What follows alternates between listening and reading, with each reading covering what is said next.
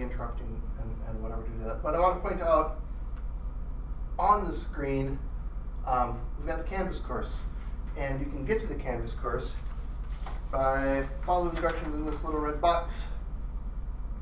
And the reason to do that is because on the Canvas course we have the activity sheet and its own version. In the window here you can get to. This is an editable document. On the very bottom of the activity sheet we've got things like what questions do you have and lab notes. So if you have resources you could plug in, I always say the links on this sheet don't work. Click as much as you want, you won't go anywhere. But on the digital version, they will. And these sheets are designed to add your own notes to collaboratively so that we get your insight as well. And have links for you to review afterwards, copy, paste, share with other people, etc., etc. So, I'll show my screen now.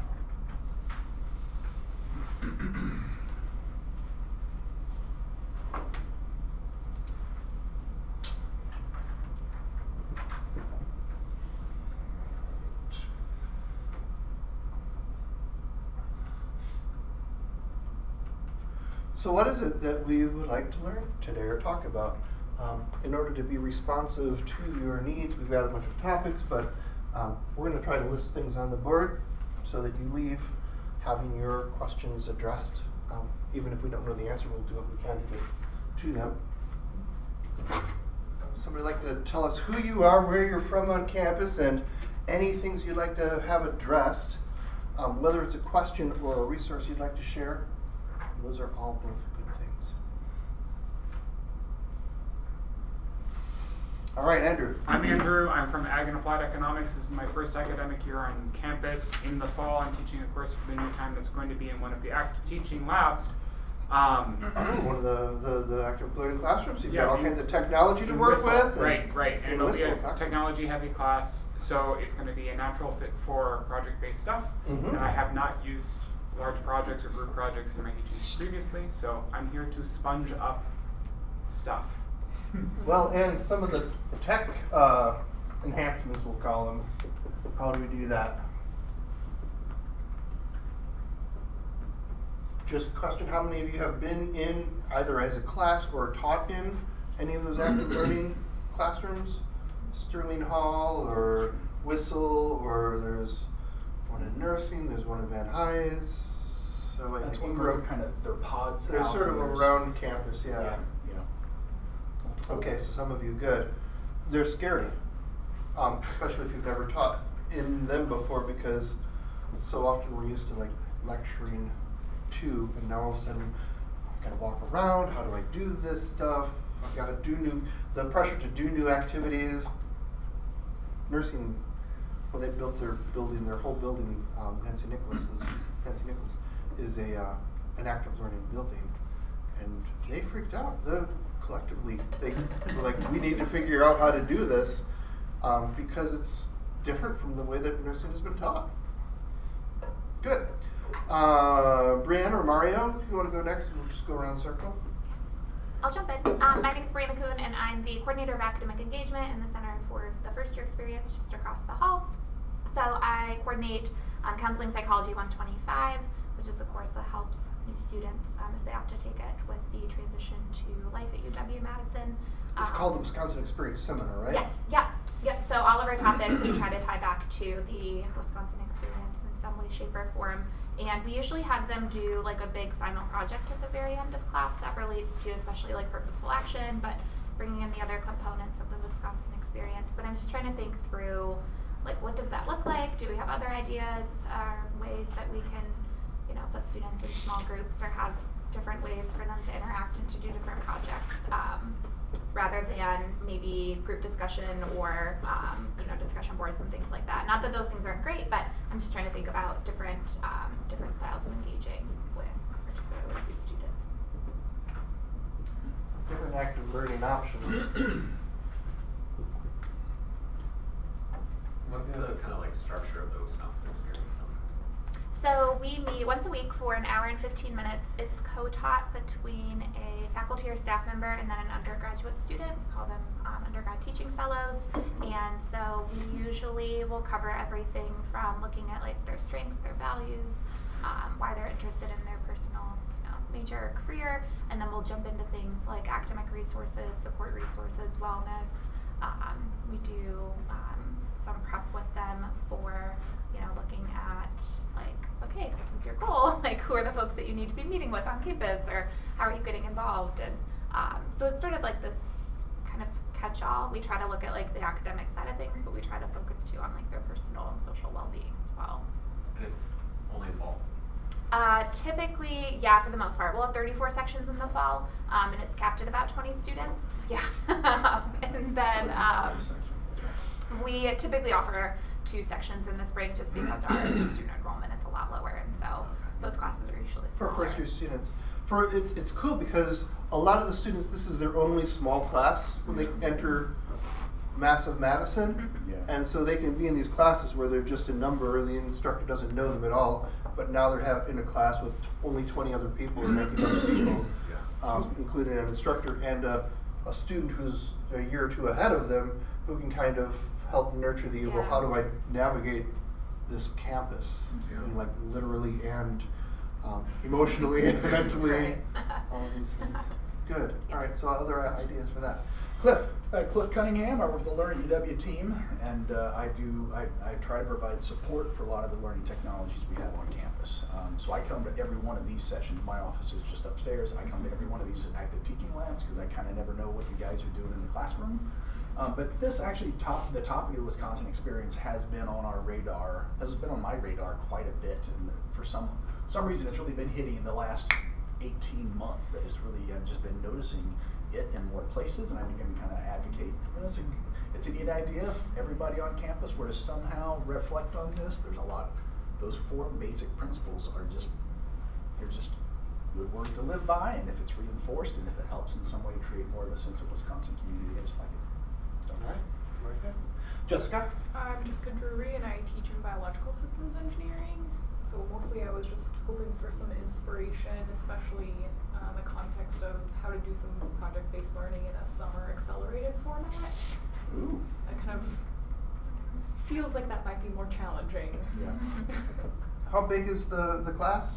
So we're not sure, so I'm developing it. Okay. So. And you'll have them, I assume, more time in a given day. So it's gonna be online. I know. So I know, but I'm like so torn because I feel like there's so much value in like doing projects. Oh. And they could be, individual, but it's still like you just don't have the length of time to really delve into something. So it's just, I don't know if anyone's tried. This summer accelerated I just like to do online. crazy things. Sure, let's start the shallow end of the pool, shall I we? just want to do this thing. I don't know. But that's good. That's good. And do you know about the blend at UW? Have you attended the blend at UW program? No. Okay. Have we been teach online at UW? So I was gonna apply Good. for that for the summer since I've never taught an online course. Just me as a reference for that if there's a spot for references, because this is a perfect challenge for that. Opportunity. Yeah. Well, and they're also doing their first summer version of it, which will be more online. So there will be a lot of things you can learn from that experience. Good. Amy. I'm Amy Sticker-Becker. I'm from the medical school, so I'm the Director of Curriculum and Instruction for the MD program. So we do a lot of different project-based or mainly, I would say, problem-based, but we do kind of a wide variety of different things throughout our program. But primarily I'm interested, probably going back to like the tech enhancements. We are pretty low-tech, but thinking about how we can ramp that up for students, and have had students kind of asked for different technology tools, I'll say, and so we're trying to think about how we can do that better. More tools, more options. Very good. All right, Tom. I'm Tom Brown. I work in College of Agriculture, stationed in University Housing, Leopold Hall, Illinois. with the greenhouse on top. If you've ever seen that. But I have two jobs on campus. I work in Leopold Hall and kind of have a weird little secret society of a utopia for project-based learning, because at least in spring we have 5 seminars ranging from beekeeping, woodworking, gardening, microbes in the kitchen, and basically all of them are small 6 to 7, 8 person class of, they're all project-based. Is microbes in the kitchen kombucha brewing? That is 1 week is beverage week. Okay. Yeah. And composting probably? I don't think that's on the syllabus. Okay. Yeah. Microbes in the kitchen sounds like a bad rock band. Microbes Microbes in the kitchen. And on drums, Cole Cunningham. I'm sorry. And so that's the structure of our learning community, is we do these kind of small, engaging kind of electives in spring, and then we have kind of a first year seminar, like whole group 80-person class in the fall. My other job on campus is with the Allen Centennial Garden, and this would go under kind of resources rather than questions. My job is to help people use the garden for their classes.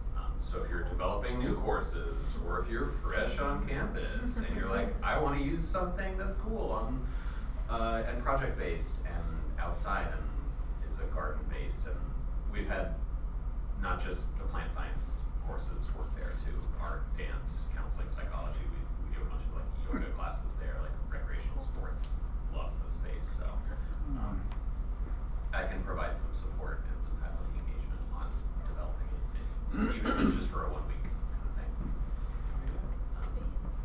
Questions? No? Questions, how can I be of help to people? All right. If they are interested in using the Allen Centennial Garden Very good. for projects. Mario? So I'm Mario Pinala. I'm an instructor in the biochemistry department, and there's one course, I teach several courses or co-teach several courses, so there's a course that I teach, or co-teach, which is for non-science majors. So these are students who are not majoring in a science course, or at least a biological science course, but they're required to take a biological science credit. So I was just interested in maybe implementing something with project-based learning in that class, because they're not, you assume they're not too interested in science, right? Because they didn't major in science. So just to think of maybe some ideas or projects that they can do. So I just wanted to see what people are doing and if there's anything different or something that we can try.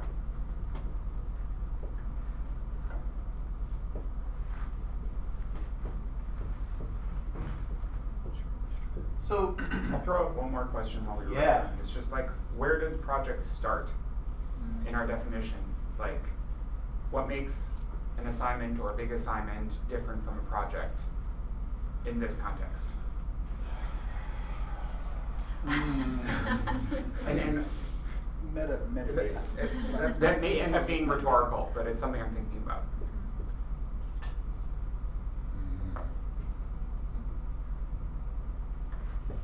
all right, what is PBL? What is project-based learning?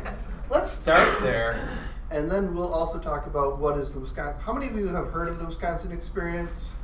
How many of you keep your hand up if you think you're familiar with it enough to be like, I can name the 4 pillars of it, right? 2, 3 of them. Okay, yeah, so that's good. How many of you have actually started to implement it in your coursework intentionally? Looking at you. Wisconsin experience seminar. Anybody is. Yeah. So we've got these handouts in front of you, the Wisconsin experience, and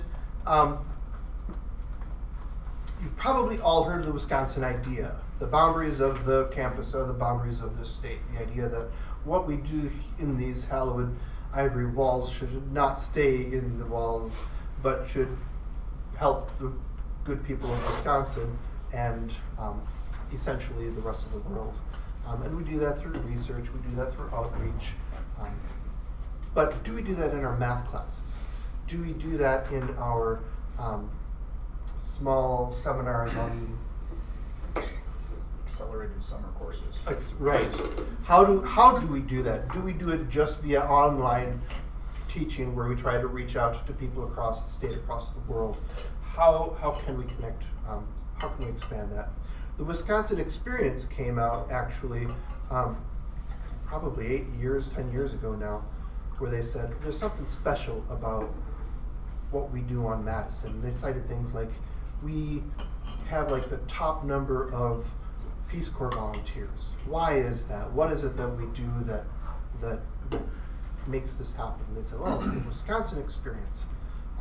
And at the time, it was much more of a residential campus focus. How can we get people to come to campus so that they can have a Wisconsin experience? And of course, people would say, oh, fifth quarter and Camp Randall is part of the Wisconsin experience. And it wasn't ever really defined what the Wisconsin experience was. For several years, people just said, oh, it's something unique and special, but sort of amorphous. About 3-4 years ago now, the 4 pillars of the Wisconsin experience were put together by the Dean of Students, the Vice Provost for Teaching and Learning, and they had folks all over campus talk about these things. In K-12, there's a lot of values that schools say we want to produce students who don't just know these things, but are good citizens, are kind and respectful to each other. In many ways, the Wisconsin experience is sort of a value-based, unofficial curriculum. We want our students, and if you ask, they'll say, and our citizens of campus, staff, faculty, custodians, everybody, to have empathy and humility, to be relentlessly curious, to have intellectual confidence so that they can say, well, actually, I think this, and be willing to stand up and say that, and to engage in purposeful action. And that's kind of cool, right? It's kind of, as far as teaching and learning, as far as educational research goes, having purpose, having that intrinsic motivation, I'm going to do this thing. If you get students who come in and they're like, I'm totally sold on this, I want to do this thing to make the world a better place because my kid brother suffers from whatever, they are the easiest students to teach. And they are the best students to have in your classroom because you don't have to teach them, you just have to get out of their way and let them learn. Having students who have some humility and empathy so that they're not jerks in the classroom and shut down your class conversations, that's important. It's important not just in the classroom, it's important in the workplace, right? Nobody wants the jerks who don't care about other people in the world. Curiosity. People in the classroom need to do something only because it was assigned and they're going to get points out of it, or are they actually genuinely interested in this? Same thing in the workplace. Are they going to just sit around and wait to be told what to do, or are they going to step up and say, oh, what if we did this? What if we did this? And then intellectual confidence. Do they have the confidence to do that? So they're good things. They're not things that we often talk about in school, in our traditional education, because our traditional education is based on sort of the cognitive aspects.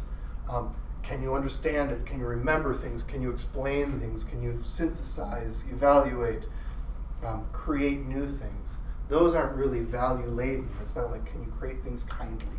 Can you have a good purpose behind creating things? I want to see that rubric. Right. Well, and it's hard to do these value things, and I think that's part of it. You can say, can you remember these 5 facts? Here's a test.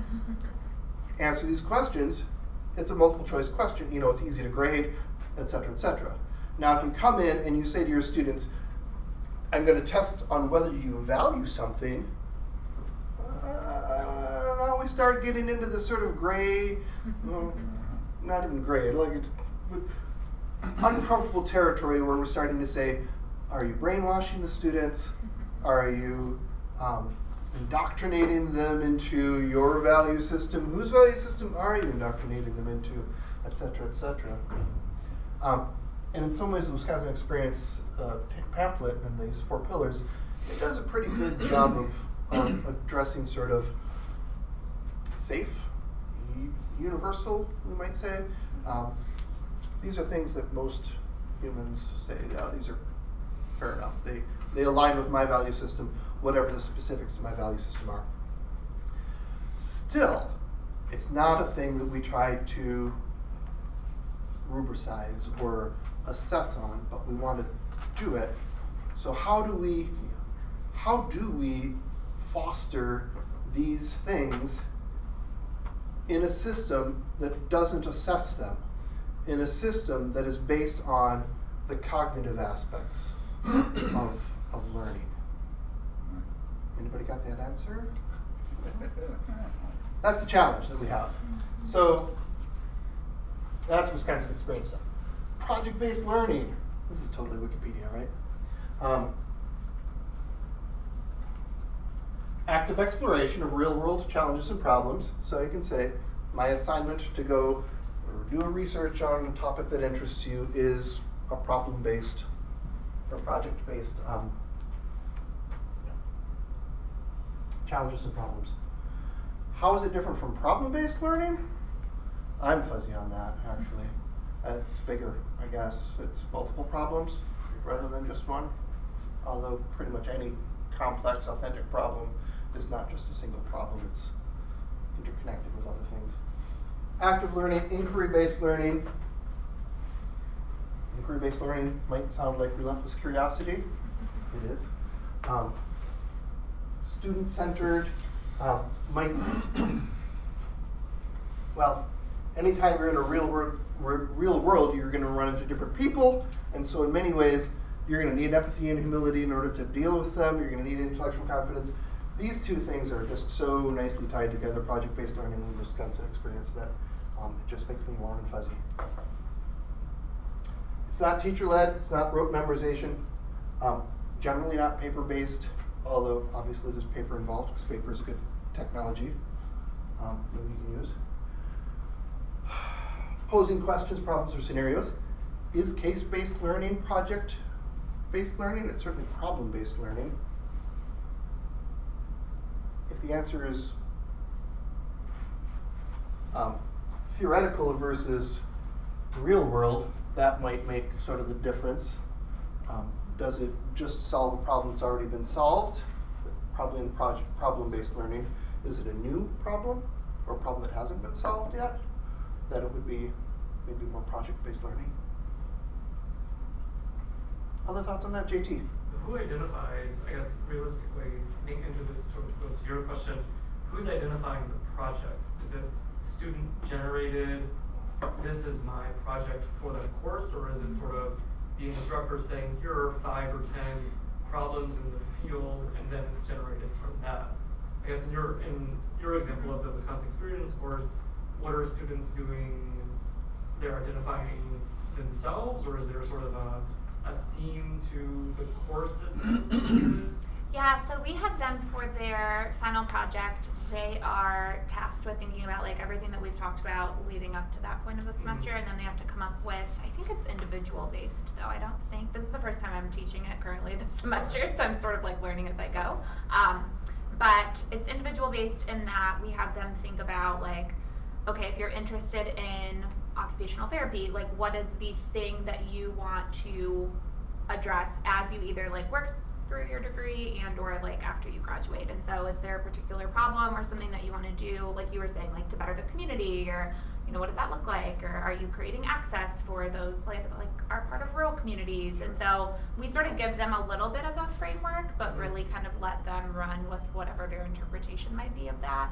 And it can be large scale, it can be small scale, and then we talk about like what are the things that you learned throughout the semester that are going to help you achieve or be able to work toward like achieving that goal, whatever that may be. Does that help? Yeah. When I taught the course, in the last year that I taught it was the first year that they had sort of this poster presentation. We had one student look at the dark sky pollution, light pollution. So he was going into engineering, and his big thing was, I want to look up and see dark skies, and here I am in Madison, and I look up and it's all fuzzy, you know, light.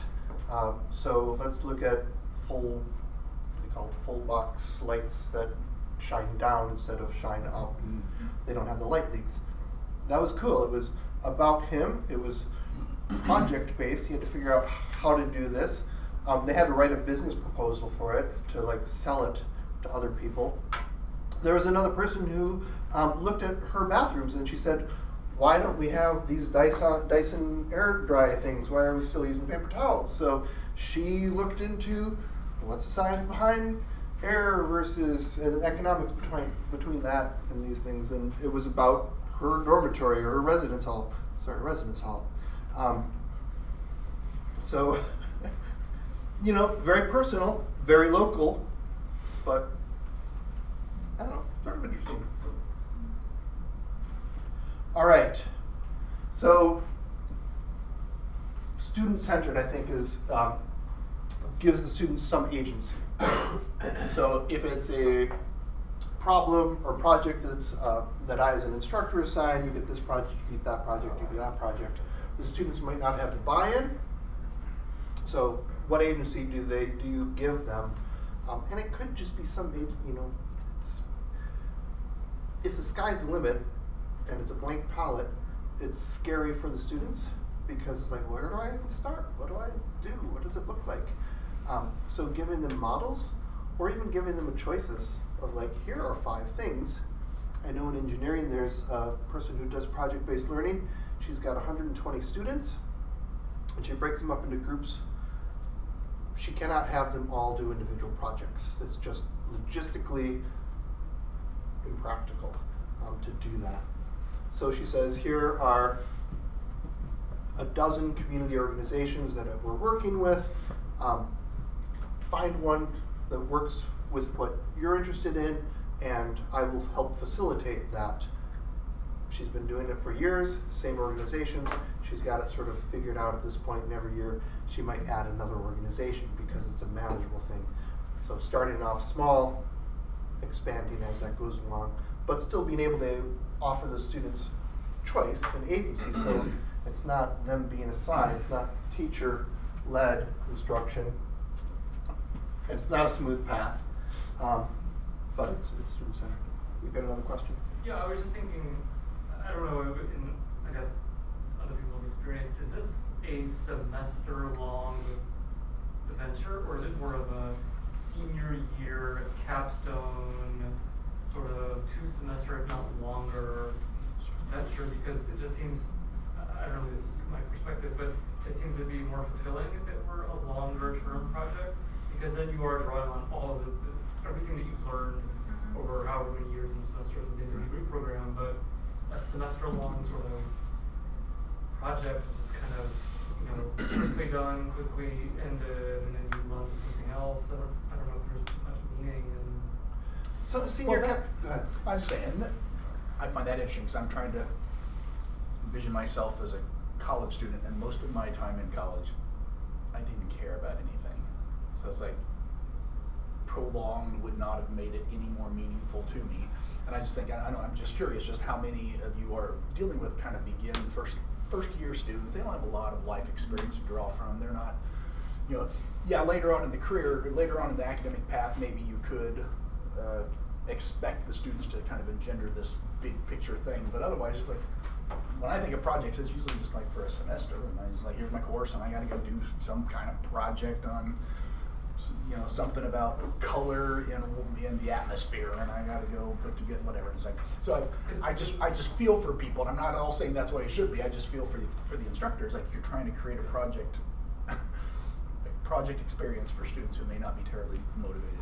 It just seems intuitive to me because that, and a beginning student either in agricultural economics or in the medical school, it would make more sense to start with a problem, because then by the time they get to their end of the degree, they're able to identify a project or a hole in the field that hopefully, their experiences could solve. So maybe the sliding scale of project-based learning seems more applicable across 4 years. Obviously this is a curriculum investment that we have to make across campus. I think it's an excellent point. We start off, they're not able to do a full project the first time you try. Sorry.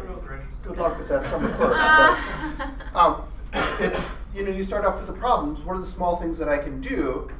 And what are the small things that I'm interested in? If I had been asked to, as a first year student to Cliff's point, to like identify something, and focus on it for the next 4 years, you know, by the second year I'd have hated it because I changed my mind. I didn't even declare a major until my senior year. So that would be really hard. But can we start to, you know, this is Cratwell's affective domain, Cratwell and Bloom. You've heard of Bloom's taxonomy, and that's about the cognitive. Do they remember? Do they understand? Do they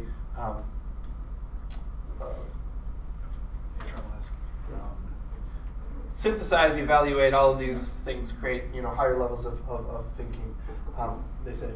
So the affective element of it is about value. And when you start off as a first-year student, maybe you're just sitting in the seat listening, but you don't care. And then when you're a sophomore, maybe you've declared a major, so you start to care a little bit, and you start to, I mean, responding is just, I'm responding, you ask me some questions, I'm answering the questions on the test for a grade. When you start to value as a student, now you're like, okay, I'm invested in this. I'm starting to do this. Organize my world by that, and then characterize. This is identity construction. And you start off not having really an understanding, but you can't just jump in and say, I value these things without sort of going through that process. So to your point, yeah, start off with these things and eventually work your way up through some trial and error, mistakes, low stakes mistakes, failures. These are great learning opportunities. So I think just to respond to your question, I think part of your question, as I heard it, was about kind of length of time and what's appropriate and how do you engage students in that. And so at the med school, again, we have lots of different examples, but one that comes to mind most recently that we struggled with is students do quality improvement projects where they work with a clinic and they get to identify the project and think about how they can improve the system at the clinic. And they were doing that over 3 semesters. So initially when they came in and then kind of their first 3 semesters working with a small group of students. And we actually got a lot of feedback that that was just too long of a time because it's sort of like, it just kind of like dribbles and like it just, you know, they work on it and then they kind of leave it for a couple months and then they have to kind of come back to it and kind of re-engaging with the community clinics was just sort of hard over that length of time. So we're actually just this year like really shortening that up and condensing it into 1 semester, and we'll see. But with that, we've also brought in faculty that are going to mentor the project. So really, like you're talking about, providing some of the scaffolding of, are they choosing the right, you know, project? Are they asking the right question? Are they thinking about the right implementation tools? So, you know, I'm not sure. I think it's really dependent on the project, is kind of our sense, because we have other projects that are more longitudinal, and I think it just depends on, you know, what the students are doing, what questions they're asking, and if they're engaging with the community or other, you know, who else is involved in it. Because you're correct. I think my question is more concerned about the logistics of it. What would that look like in a 1 semester, I guess, sequence? Because to me, I envision this, the project to me doesn't necessarily occur in the classroom. So what is happening during class time? Is it in this example? Yeah. What's happening during? What's happening during class time? Actually, not a lot. I mean, so for this example, when we do like a intro to quality improvements, we kind of give them the fundamentals, and we have like a case that we walk them through to talk about like this is how you do QI work essentially. And then we really send them out. They have to meet with their clinic partners because there's QI people at the clinic that they work with, and then it's a lot of time of like work with your group, and we have some class time where it's like group work. So you're working with your group, and then mentors come in and help guide your project. But a lot of it is outside of class time, and I think that's why like the longitudinalness of it didn't work as well, because it's like students just don't keep that going on a consistent basis if they're kind of left on their own to do it. And it's hard to track as an instructor or even a department to do that. The dissertation or a thesis is a really good example of project-based learning, right? Because it starts off oftentimes as I have an idea or a paper. I'm going to take that paper, sometimes out of self-preservation, and turn it into a thesis. Or, you know, now I'm going to do another chapter and then another chapter based on the same thing, and it just sort of grows off of itself. Lots of complex things. And I know you're in the midst of it right now. But at the undergraduate level, we have the Undergraduate Research Symposium. Have any of you been to that? It's amazing. it's kind of amazing to see all these students with their posters explaining what it is that they've been doing, oftentimes not just over the course of a semester, but over 2 or 3 semesters that they've been working with people, sometimes outside of class. In-class work is fantastic for projects for undergraduates, because it's much easier, especially if it's a team-based thing. You're giving them the time to work on things. You're able to watch and see that they are working on these things. Scaffolding, the idea of starting with something small, and based on that success with a small, low-stakes thing, they're able to do this next harder thing, able to do this next harder thing, and then, at the end of the semester, they look back and they say, oh, I've got all of these things already built. Now I just have to go this far instead of nothing, nothing, nothing. Project due, this huge end. If you do these steps and you see them in class as an instructor, it's a lot easier to step in, redirect if needed, answer questions. They feel more support, and it's more lower stakes things rather than one high stakes thing. It's sort of a big emotional support, I guess, for that. And then they look back and they say, look at this cool thing that I did. Public-facing projects, if you can do it, are great, because it's a thing that they can now say, dear grandma, check out this link of your favorite grandchild learning so much. Aren't you proud? Please send me money. Or their friends. Look, I went to school and I'm learning these things. Or their parents, or sisters, brothers. And their younger siblings will look up and say, huh, you're doing this cool stuff. We don't do cool stuff like that. That's kind of a nice thing. JT, you had another question? Just for the undergraduate symposium and for undergraduates generally, is anyone aware if there's a pot of funding for students to fund projects that they otherwise would not? I believe that there is, and I'm I just think assuming that they're not working with a faculty. They're individually designing their own sort of ideas and using financial considerations. For most students that I work with undergrad symposium, they're working within a laboratory or a research center that would provide that sort of home and funding. There are several university pots of money. One is LNS, CALS has one. They just sent an email out yesterday. Usually, the student does need to identify a faculty advisor just to have some sort of, because there's money involved. Right. But my impression is it's generally student directed. But yes, $3,000 is the number that I've seen thrown around. Yeah, I don't know. They're good questions. All right, let's get to some of these things. How to manage projects. How do we start off? And this is to JT's question, and maybe to Andrew's question. Like, all right, I want to do this. I'm sold on it, but where do I start? How do I facilitate the beginnings of these so that we can eventually build up? Thoughts on this? I think it depends what you want it to be. Is it like we've already talked about it? Is it going to be a semester-long project, or is it just one class period? Are you going to have groups that do something each class period? So you have to identify, what the length, and then also depends on the level of the student.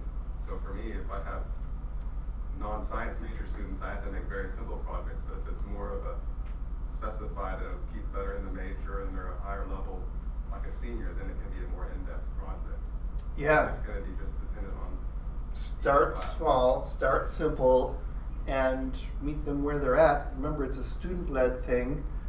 So how does the content that we're covering, and usually, covering content is sort of a passive thing. We take the content and we throw them out. We hope that it sticks. If you assign them to connect that with their lives, and it's not always easy, right? Sometimes it's very easy. Oh, we're studying genetics, and my mother had breast cancer, so there's a connection. I can make that connection.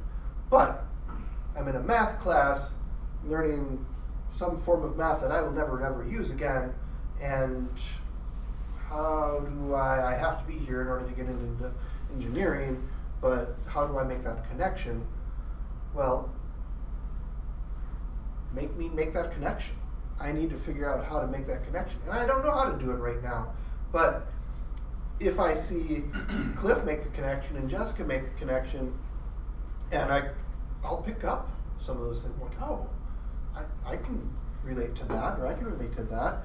I guess my particular angle would be this other one. I think having students discuss and share with each other how they make connections, the people that don't make the connections immediately will start to pick up that, one, it's normal to make connections because other people are doing it, it's possible. And two, well, they have a lot of good ideas. I'd never thought about it that way.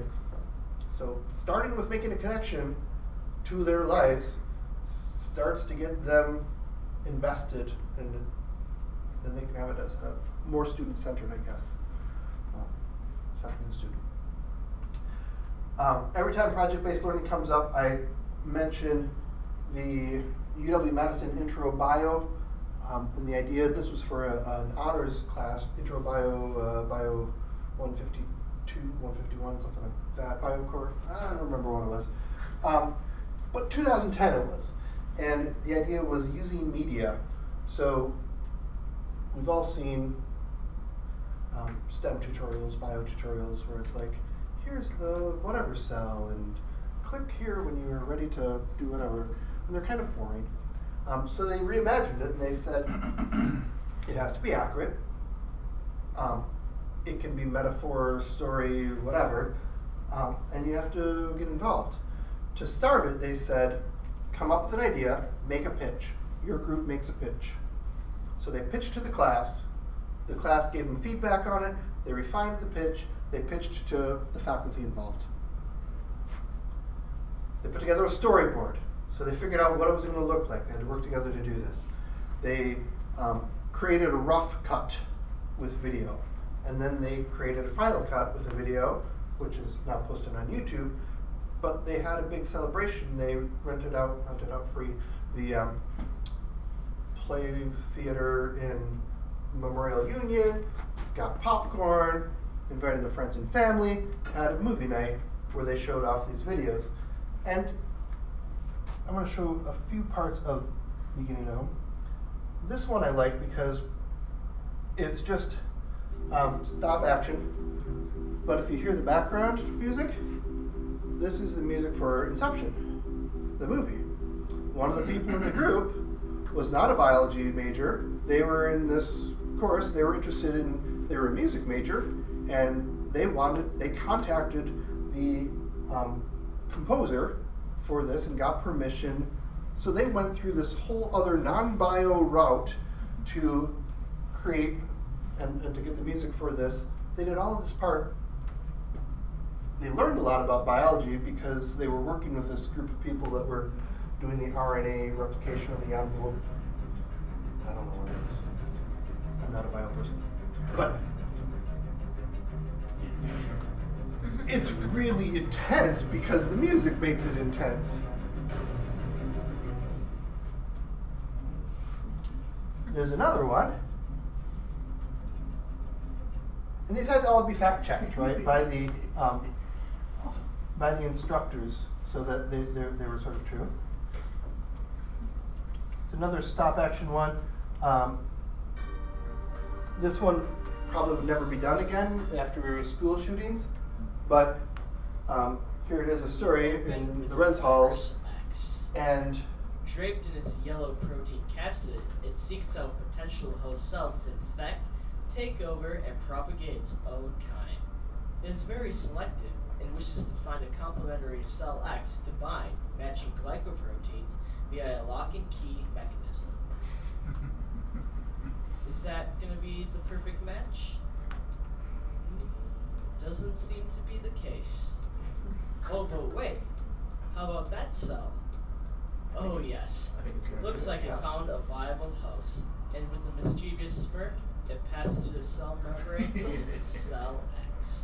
Once inside, receptor proteins called endosomes, as illustrated by the receptionist, then willingly escorts virus X into the cell. That director of cell X, sensing the presence of the virus, sends out chemical messages called interferons, which warn surrounding cells. You get the point. They had fun doing this. They had to take this process and write a script around it. They had to get it checked so that it was fairly factual, metaphorically accurate, enough to pass muster. And then they had to act it out and create the process of it, decide what do I put in the project presentation, what do I leave out. And all of these sort of decisions they had to, in some ways, work with each other, empathy and humility, recognize what they knew and what they didn't know, say what they knew, intellectual confidence, and create this sort of fun project. So this was a full semester project. It wasn't a multi-semester project, although they replicated it one or two other times after that. It was a lot of work for the instructor, but this was also 2010-11, so it was iMovie time. It was not yet the era of mobile devices so much. There was another one that did Lego pieces, stop motion. Like the students had a lot of fun with these sorts of things. It can be fun, or it can be a pain in the butt. How many of you love group work? As undergraduates, do you love group work? Why not? I hate people. Because one, I've got to work with other people, and especially the ones that don't carry their weight, right? Or worse, the ones that are control freaks and need to take over everything. What are some of your reasons for not liking it? Just there's always someone who doesn't do anything. Somebody who doesn't do anything. Other people? Time management. Time management, yeah. For me, we didn't have cell phones. We didn't have the phone in the res hall, and that was it. So trying to figure out how to get together at the library, and then somebody doesn't show up because they're unreliable, it was logistically a big pain in the butt. Technology can help, right? Having the work happen in the classroom can help with that. Giving them spaces in Canvas. Are you all familiar with groups in Canvas? You can set up groups. The students in that group have many of the rights and abilities of the instructor. So they can start discussions. They can upload files much easier than they can in student discussions because they've got sort of a level higher of space. They can edit pages. They can create modules. It's kind of a nice way for them to organize things and use Canvas as a project management tool. As an instructor, you can go in and say, all right, every group, I want you to turn in this assignment with your pitch. They create the pitch together in their groups, discuss with each other what needs to be done in discussions if they want to. It builds humility and empathy for the students and for you, because you know how hard Canvas discussions are. You give them a chance to be in charge of it. They start recognizing, this is a lot harder than I thought it would be. My expectations of my instructor now are a little bit softened because they're doing the best that they can because it's hard. In some ways, I used to do game design and have students do games. And when we first started talking about, tell us your game ideas and we'll build the game, they'd come in and say, oh, we want to do this, build Doom, but with Madison, and then you just give us this $1 million game. And we're like, okay, you can't quite do that, our budget's $3,000. So it's hard to do that. Once I started saying, you build the game, here are some craft items. They built fun games, but they were fun for like 2 minutes, and then they weren't fun anymore. But then when we built them a game, they're like, oh, this is really a lot better than the game that we built, and so their understanding, their empathy of the process was a lot better. But still, as a project, what do I put in the game? What do I leave out of the game? How do I simplify? How do I balance chance or introduce chance, so it's not just it can't be all chance, it has to be some chance, some skill. A lot of these critical decisions, both on the cognitive level, need to be made, but also on the affective level. I want it to be a fun game, so how do I make it fun so that we get the buy-in? And there's a lot with projects that, especially if they're shared out, the peer performance is a huge factor of it, right? I want to build something that the rest of my class thinks is cool. So how do we do that?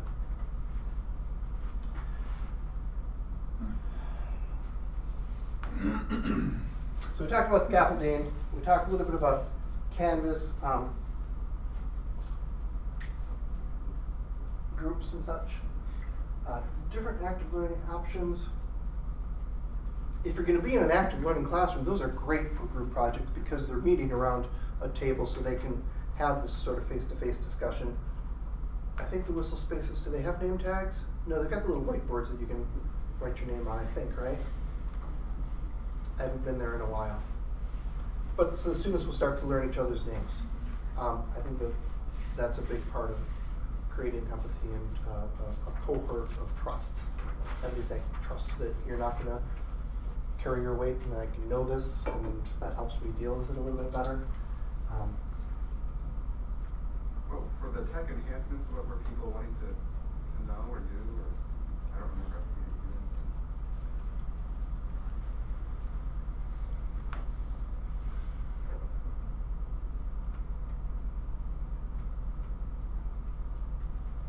For me, I think you'd mentioned time management for groups. That's a big part of it. How can technology help us organize or make the process smoother, both as an instructor but also for the students? And I think a lot of that is just communication. Some sense of holding each other accountable is sometimes easier if you've got them on GroupMe or WeChat or whatever, versus how do I get a hold of you? I'm not going to see you until I get to class. So the tech can really help with that.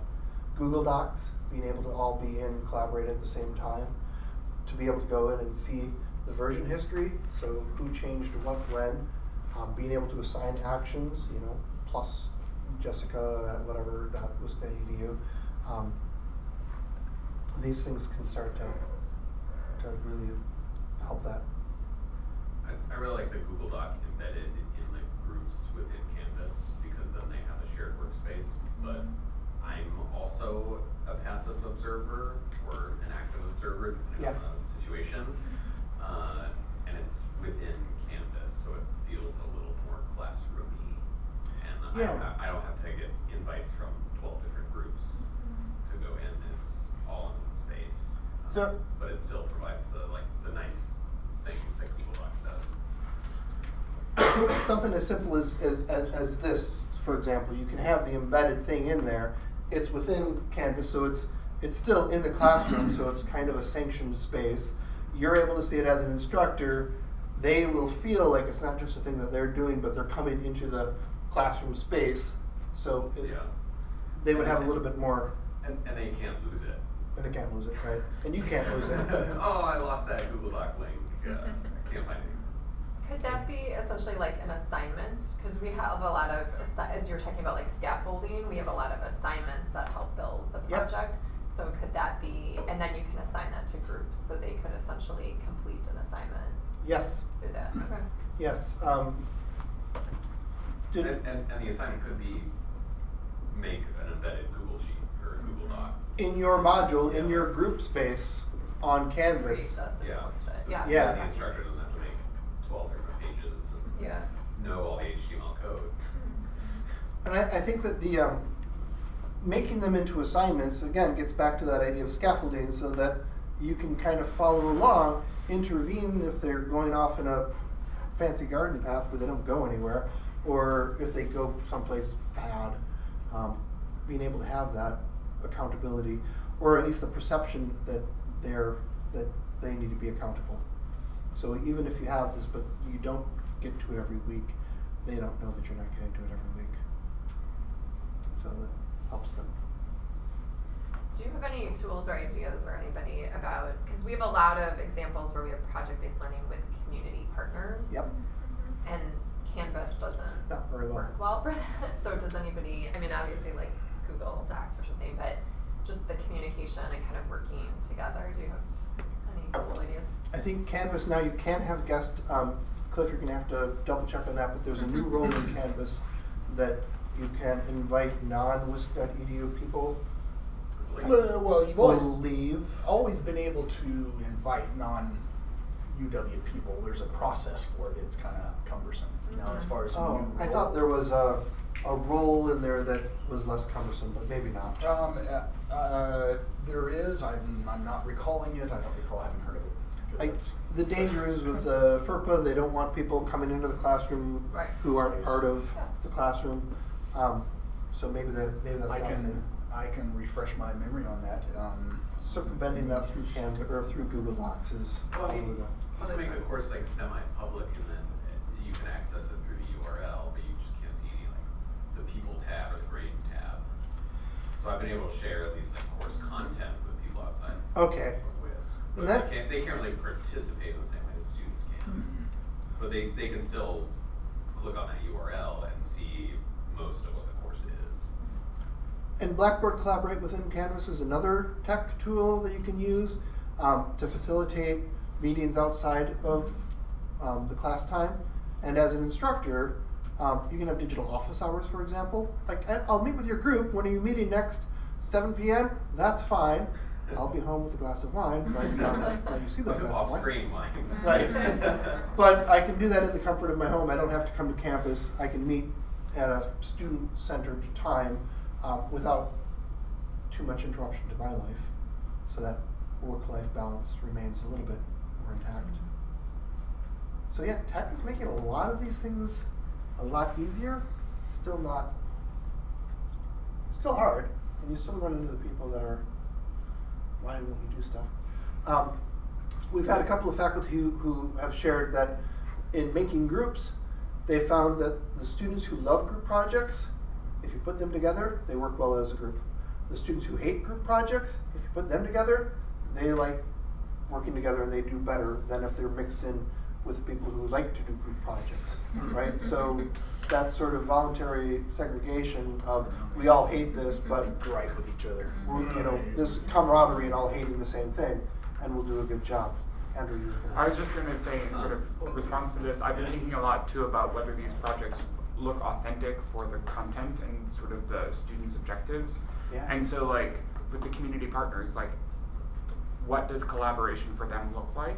And to the extent that you can, like, Canvas may not be a good tool for replicating what that looks like. Right. If people are still doing stuff over email, like, maybe we think that should change, but for the students, like, that's the thing to model. Yeah, we try to meet our community partners where they're at because we're just thankful they play with us in the same environment. So And I agree. it's a lot of work for them too, Yeah. right? To have the Right. students come in, try to save the day, and then leave after they've made a mess of things. Yeah. So that's a thing to be very aware of, and if you're doing any community stuff, work through the Mortgage Center because they've got a lot of experience and advice on how to do that. Yeah, their community engaged scholars program is a really nice community practice. The folks who do this all the time are like, yeah, one community partner just dropped out through the semester. What do I do? Right. Just pose that. I mean, similar to the active teaching lab group here. Yeah, they have monthly, at least, I think meetings they have bagels too. that are. So. They do. It's called Bagels and Research, I think, or Bagels and Yeah. it's in their name. The pen to start. They're not Friday mornings. The bagels got me. Yeah. We have outreach people, but it would be great to connect them. I'm Yeah. sure I'll connect them. Yeah. Sorry. Amy Madden will be the specialist on that group. Madden with 2 E's. Yeah. Thanks. We are out of time. So on your way out, if you could check a few boxes, write down a few thoughts, if you have thoughts and time to share, and just drop it off on the table on the way out. Grab some bagels on the way out, refill your coffee, etc., etc. We have enough bagels that if you want to take some home to your, or well, if you want to take them home, go back to your office, please do. This one's already filled out. Awesome. You may want that one. That must be from another session. Oh, Let's determine which session. Oh, these are two. Any lessons? It makes They it did my easier. work for me. It makes it easier You may to, spell the performance. here, this is blank. That one. Your pre-filled out evaluation form. Yours- Very yours clever, is John. Here, this one's not filled out No, yet. no, no, no, that's mine. This one is yours? That's mine from today. Not already filled out. Not already